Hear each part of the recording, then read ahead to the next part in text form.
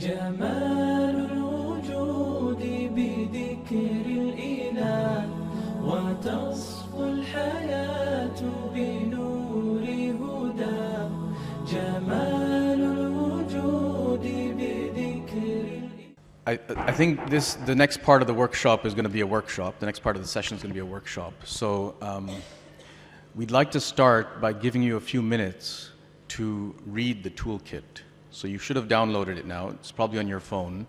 There's going to be about 10 minutes of silence. But in those minutes of silence, I'd like you to pay attention to a few key things. Not the questions just yet. Oh, the toolkit, yeah. I'd like you to look at pages 5 to 7, which provide the introduction that Farah has already given you, but it'll help you reconnect with the introduction. Page 9, which gives you the overview of the toolkit. And page 17, which gives you an example of one of the strands. So at minimum, in the next few minutes, if you can look at pages 5 to 7, page 9, and page 17. And in those few minutes also, if you're here with colleagues either from the same state, city, country, or the same school, now might also be a good time to relocate and be close to colleagues. If you're not here with colleagues from your same school, then it'd be ideal for you to be in a mixed group with people that you'd like to dialogue with. So I'll leave you for 10 minutes, 9 minutes actually now.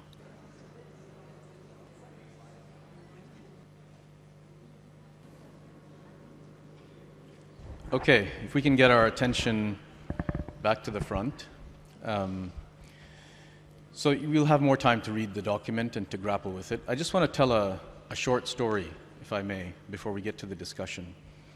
And where all this is coming from, to build on what Dr. Farah has shared, but maybe my own narration of it. 20 years ago, I was doing my PhD in the University of Toronto, in Toronto, Canada. And my PhD was on the history and vision of Islamic schooling in North America. And somewhere along the way, I had a chance to meet and visit a lot of different schools. So this is 2005. And I traveled to a school in Michigan, Canton, Michigan. And I met a luminary, Brother Daoud Tawhidi, who some of you probably know. Passed away. May Allah have mercy on his soul. And Brother Daoud was leading a school called Crescent Academy at the time.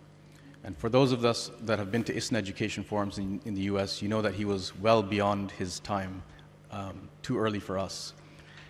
But on page 17 of this document, you'll find the document that he wrote on the Tarbiyah framework for this school. He probably wrote it about 20, 25 years ago. And it was a framework that defined education from within the Islamic tradition. And I remember the conversations we would have in North America, and we would say, how would this be possible? How can we possibly think about something like this? And there's almost resistance. And today, 20, 25 years later, there's more of a reception of saying, how do we think about education anew? How do we do tajdeed from within the Islamic tradition? And he had a very complex framework that was rooted in both ontology and epistemology, rooted in the Islamic tradition, but then it had implications for curriculum, pedagogy, assessment, teacher development, and so on. From there, I had a chance to visit a school in Alberta, Canada, which Dr. Farah mentioned, the work of Sister Elma Harder, whose work is referenced on page 19 of this document. And she wrote Concentric Circles, a book 20 years ago that was about this thick, that talks about education in the early years, a framework rooted in the Islamic tradition. And then I had a chance to meet Sister Afifa at Al-Fateh Academy. I think this was about 2008.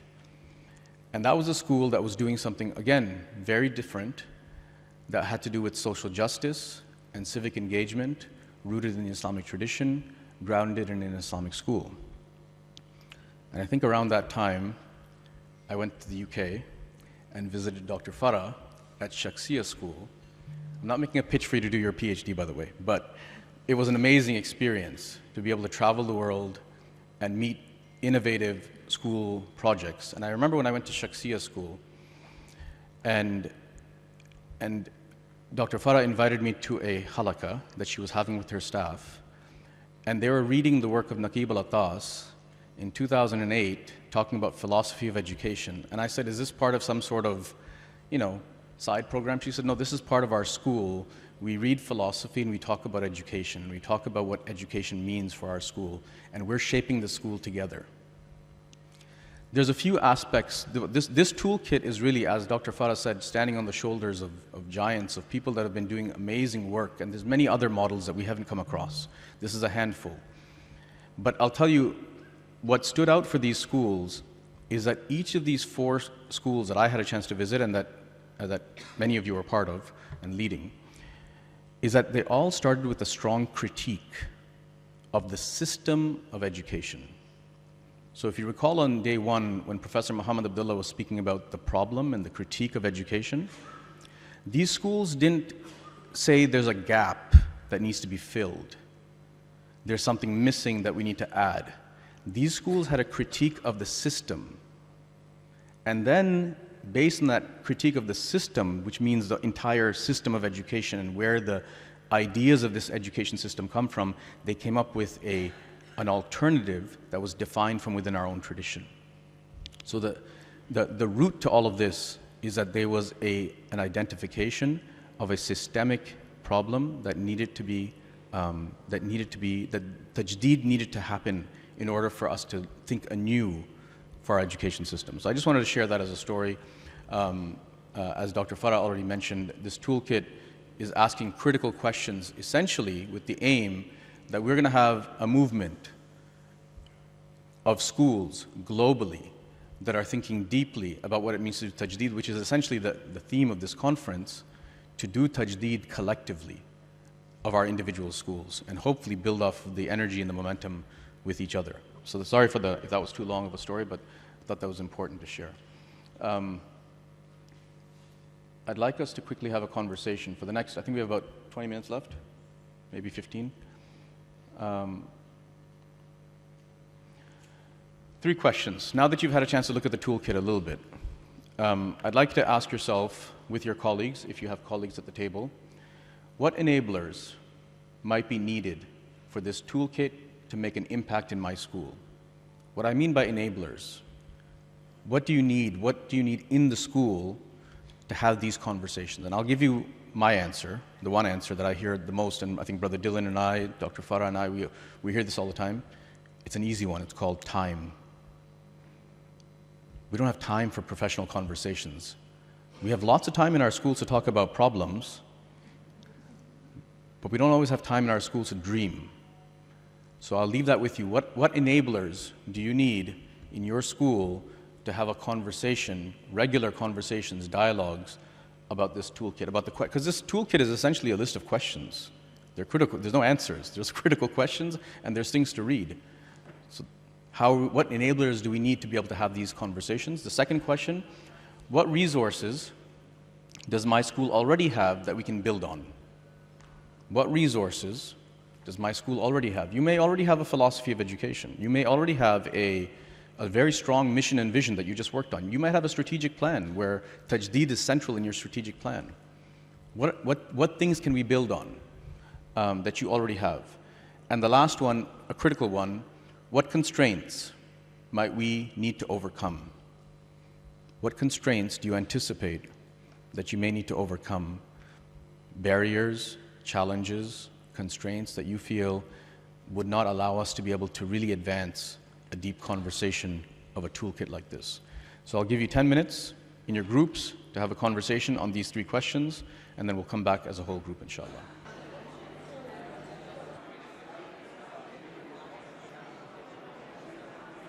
Alhamdulillah, we've got about 5 minutes left. We're not going to have a chance to really bring the dialogue back to the front and dialogue across the room. But hopefully those 3 questions have given you some food for thought of the types of things to think about if you're going to work with this toolkit in your school. What we often see is that schools will be inspired, at best, inshallah, to take something like the toolkit back, but may not have thought about actually how the constraints, the enablers that are necessary to consider before you roll this out to your school. It's really, really important to think about the enablers and to think about the constraints, because both of those two things can really sideline a really important project. So before we close, we're going to offer a call to action. And I'll ask Dr. Farah to speak about our call to action.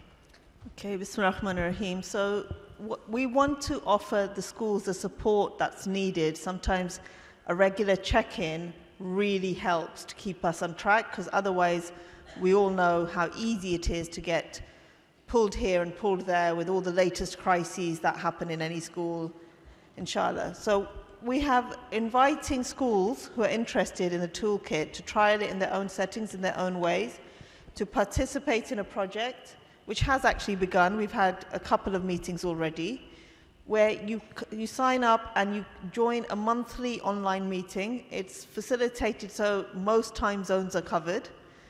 And in that meeting, we'll touch base, we'll offer a few questions, give some support, some insights, but it will also be an opportunity to share what you're doing and to learn from how other schools might be overcoming some of the constraints that you're finding.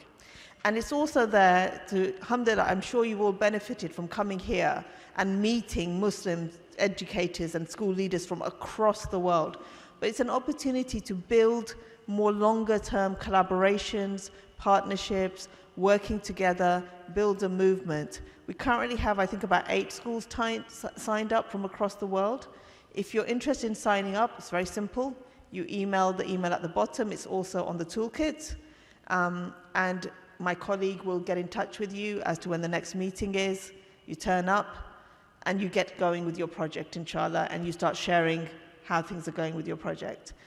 We are also asking if people are interested that we would use these meetings and what you're doing as data for research, so that we can then learn more about how this is working and improve the toolkit and improve what's happening so that we can help more schools. But that's optional. That would require your consent. So you can certainly participate in the project and say, I don't particularly want my data to be used, inshallah. Okay. If I can just add, for those of you that may have attended the session yesterday on schools of distinction, this is really an attempt at creating a global community of thinking schools, schools that are grappling with ideas, with concepts, and reading together, learning together, and implementing together. It's what we envision is for our schools to become knowledge-producing schools, schools that are not just doing education, but we're actually developing models for the next 25, 50 years of Islamic schooling to say, here are schools that define what we mean by Islamic education, what we mean by Islamic pedagogy, what we mean by Islamic worldview. And one caveat to this, you can't just come to the meetings. Farah gives a lot of stuff to read. So there's homework. It's very important that if your school commits to being part of this, I think probably the one requirement is to be all in intellectually, to make sure that you as a team have blocked off time. If it's 3 of you or 5 of you in a school that say we're going to block off time to dialogue, deliberate, read, think, and then come to the meetings, those are the types of schools we want to engage with, and those are the types of schools that we're looking to be working with. Jazakallah khairan. Do we have time for any more Q&A? 1 minute? Yeah. Oh, you have a question? Okay, yeah. Okay, so we'll go here and then here.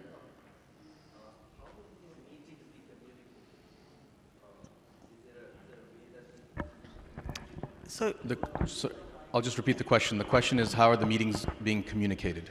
So if you send an email to ielk@educ.cam.ac.uk and say you're interested, you'll be put it onto the list of the group of schools, and then we'll send you, every time there's a meeting, you'll get an email letting you know that the meeting is happening. We've actually scheduled them, so we'll send you that so you can put them into your calendar. Yeah, there's a mic there. Any other questions? If they have, I think we have time for maybe one more after this. If you can go to the microphones. Yeah. Bismillah ar-Rahman ar-Rahim. Assalamu alaikum wa rahmatullahi wa barakatuh. Thank you for giving this opportunity. When I went through the questions given by Dr. Farah, and the intention is the idea is to produce Shakhsiya Islamiyya. To evaluate, to produce a Shakhsiya Islamiyya, there are 4 factors important. One is the students himself. The second thing is the teacher. The third thing is the syllabus, the manhaj. The fourth one is the environment. When I went through the questions, all first 3 items, factors are adopted, integrated. But only the question number 9 only just giving a little focus on the environment, which is related to the parents. Actually, we can give you whatever we want to give the students and the teachers. We can train the teachers, we can prepare the syllabus. Whatever we give the teachers and the students, we cannot produce the full holistic personality unless otherwise the environment is availability in environment. So I think this part is, in my reading, just short review, this part is lacking in that questions. I don't know, maybe there, but the reading, I could not catch that point. Jazakallah khair. No, Jazakallah khair for that. That's really an important point. Parents and community perhaps should be a little bit earlier in the toolkit. It is a bit late in the end, but of course it's very, very important. Inshallah, Jazakallah khair for that. Jazakallah khair. I think we're out of time, but thank you for the opportunity to share this. Can we take one question from the sisters, because they haven't had any questions? Just at least one, maybe, inshallah. Yeah. Is that okay? Yeah. May I? Assalamu alaikum. Alaikum salam. The concepts that we're talking about are incredibly deep and can be daunting. And how or where do you suggest that we start to have these deep conversations with parents who feel like we're doing great, we have an Islamic environment, but we're just very superficial? And so we have parents that we need to think about, we have educators who've gone through teacher prep programs, the colonized teacher prep programs. We even have, students who, where do we begin to make that shift in thinking? It's not going to happen overnight. It's going to be very challenging. So Right. I imagine that those of you who've attended, this is maybe your 2nd or 3rd conference for GIS, or if this is the 3rd day, it's taken time for you, some of the things, the ideas that you're hearing, to go back, you sleep, you mull over it, you come back, you hear something similar but from a different angle or a bit different, and you're engaging with it and thinking about it. In terms of how do you begin this, what I do in my school is, if a teacher comes to me and saying, I'm having this problem with this child, I'm like, okay. And instead of saying, well, go fix this, here's the policy, do that, I said, well, what's the root behind this? What are we thinking about? So I take every opportunity to talk to parents and teachers about the problems that they're facing, and how actually these problems are emerging from the post-colonial or the current neo-colonial or whatever it is, the domination of Western culture, the TikTok generation, all of that is all interconnected with what we're doing. So we need to undo all of that. So it's important to talk to parents about, okay, but we have an accountability. How far do we understand what a murabbi is? Because a murabbi is not just a teacher, a murabbi is a parent, right? As a parent, you're doing the child rearing, you're doing the tarbiyah. So maybe say, so do you know that we have a weekly halaqah for mums on how to be a murabbi? Right? So we've been getting that going. Do join us. So it's about when they say, come to me with a problem, that's when I sort of say, right, let's think about it and take it a bit deeper. I completely agree with you. They're deep philosophical concepts. It's not easy. But we have a room full of 300 people, right? if all of us engage a little bit, this time next year, there's going to be a revolution, inshallah, right? In Islamic education. That's the idea of bringing it all together. So let's work together. Inshallah.